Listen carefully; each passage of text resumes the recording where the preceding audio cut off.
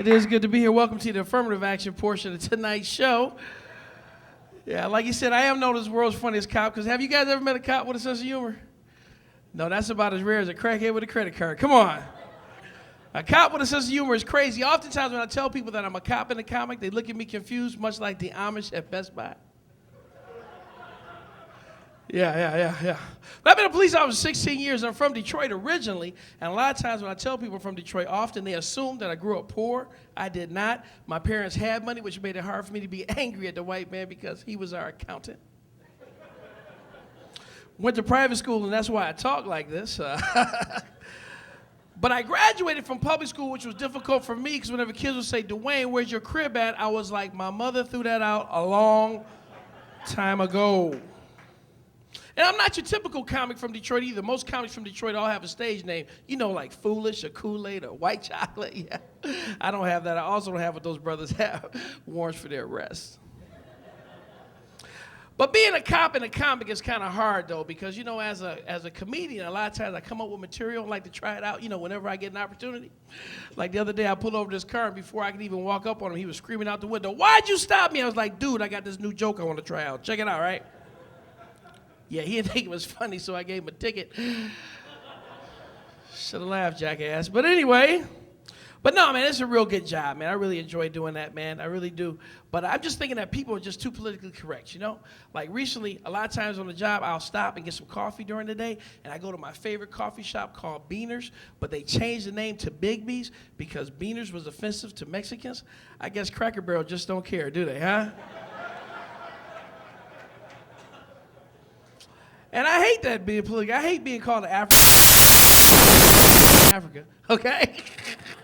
Yeah, except that guy that keeps emailing me. But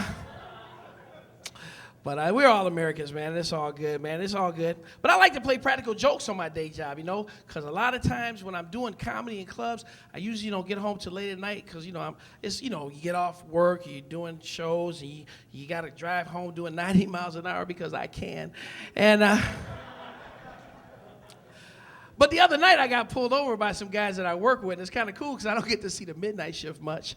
And as soon as they get me out of the car, I'm laughing with them on the side of the road until some citizen drives by, and that's when I want to play practical jokes. I'm like, quick, act like you beat me up. Just so I can see that citizen say, look, they got another one, honey. They got another one. Yeah, man, yeah. I'm glad, though, 2009 has turned out to be a pretty good year. Actually, 2008, I call that the year of the African baby. And the reason why, because we got these stupid celebrities who are adopting these kids from all over the world when we got kids right here that need to be adopted. Don't we, folks, huh? Right here. I got 3 idiots at home. You can have them right now. They stupid. They are stupid as hell, I'm telling you. You know, because kids are soft nowadays, are they not, folks? Kids are soft. They're not like when we grew up. Kids nowadays need a helmet to ride a bike. We used to make fun of the freak in the helmet, didn't we, huh? Kids nowadays need safety belts and car seats. We didn't have all that when we grew up, did we? No. Your mother was your safety device. Hold on.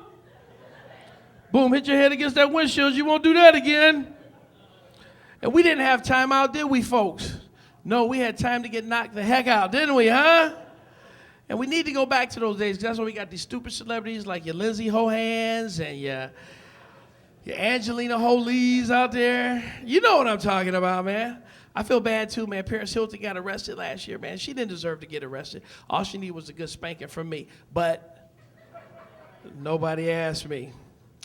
I'm excited, too, about the outcome of the 2008 election. Everybody happy about that? Few folk? You must admit, though, our 2008 election was the most diverse election we ever had in our country's history. Think about it. We had a black guy running who won, you know. We had a Mormon and a lesbian. And that would be a Hillary Clinton joke. But anyway, but I like Obama because he's so inspirational. Like, I hear him all the time. He always says, we're not red states. We're not blue states. We're not Democrats. We're not Republicans. We are one nation under a groove, getting down just for the funk of it. He didn't say that. But with him being the first black president, you know there are going to be some more presidential firsts, don't you? You know, like, for example, Obama's going to be the first president to have a presidential DJ. You guys know this, right? Yeah, it's going to be like da da da da da da zoom zoom zoom da da da. Secret Service going to be behind them. Boom, boom, boom, Boom, boom, boom. White House gonna have an Escalade. Boom. It's gonna be bouncing down Pennsylvania Avenue. It's gonna have spinners on it. Nah, but Obama's cool, man. But if I was Obama, I would have picked somebody different to be my vice president, man. He picked Biden. I would have picked Governor Bill Richardson of New Mexico. And I'm gonna tell you why. First of all, he's got a wealth of experience. He's a first Latino governor of a major state. He was ambassador to the UN, and he was Secretary of Energy. He would be insurance against Obama ever getting assassinated because, hey, nobody wants a Mexican to be president. Oh, come on, folks. You think the borders are open now? They'd be like, mira, mente, everybody, come on in, mira. White House be smelling like fajitas. Cinco de Mayo would be a national holiday. Hey, but the White House lawn would be tight, though, wouldn't it?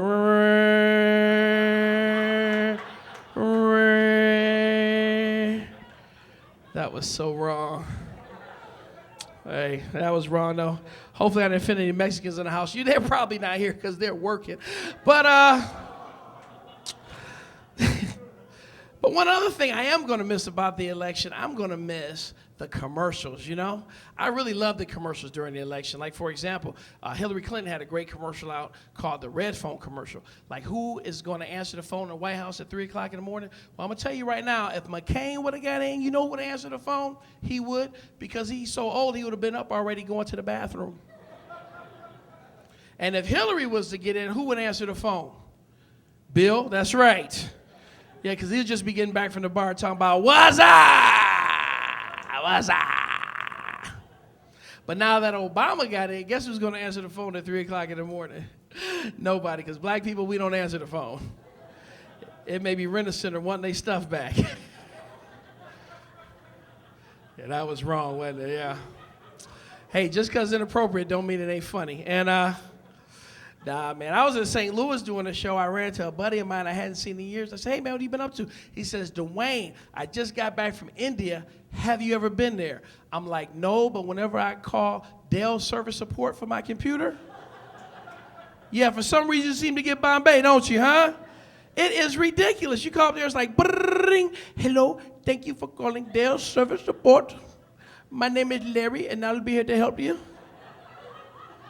Your name ain't Larry, man. Your name is Kadesh, man. Gotta put somebody on this phone and speak English. I mean, because it's ridiculous, is it not? They are outsourcing America, folks. I called my favorite 900 number the other day. And, yeah, I must have got his sister because she was funny. She was like, oh, you are making me so very hot and sweaty that the dot on my forehead is fading away. Okay. That is so wrong. They laughed. That is so wrong, man. But I've been seeing a lot of stuff recently, man. I was recently up in Flint, Michigan, which is horrible. And, yeah, it is. And, yeah, that's kind of rude. But anyway, it was. But I saw a guy there that had a full face tattoo. Full face tattoo. And I looked at him and I said to myself, a guy that's got a full face tattoo is making a statement to society. He's saying, I don't like job interviews. You know? Or I seen a lady that had a pierced tongue, and she's saying something to society too. She's saying, I like oral sex, but she's saying it pretty loud too. But she's saying it like this, I like all sex. But anyway, that was wrong. You laughed at that though. You did laugh. But it is fun, man. Back on the cop thing real quick, man. Being from Detroit, and I work for the state police, you would think that they would have sent me back to my community for my very first assignment. No, they sent me to this very rural community called Ionia, Michigan, man. Yeah, very rural. Yeah, and it was very funny because my very first investigation, you guys are like this, stolen John Deere Tractor. You think that's funny? You should have seen a farmer and I asked him, what color is it?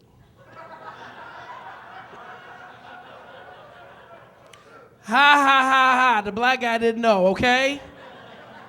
And I couldn't understand why the farmer was rolling in laughter, talking about, you are such a funny colored trooper. What?